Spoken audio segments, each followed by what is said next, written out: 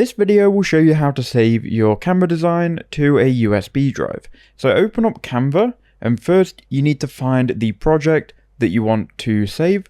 So I'm going to go to my recents and I'll choose this project here. Now, how you save the project will depend on what the project is. For example, if you've got a video, you need to go to share in the top right hand corner and then click download. You can then download your video as an MP4 video format. If, however, you've got a brochure like this, we might want to go to share, download, and download it as a PNG file. We can also choose a PDF file.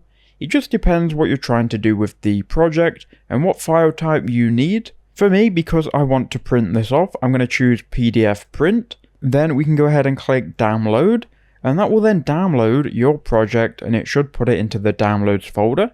Once you've got it into the downloads folder, we can now plug in our USB drive. Once you plug in your USB, it may open automatically through Windows. If not, you need to just go to File Explorer at the bottom. If you right click on it and open up File Explorer, you can then go to this PC. Here you'll see your USB drive. We can go ahead and double click on it. Now we've got it open, we need to find the file from Canva.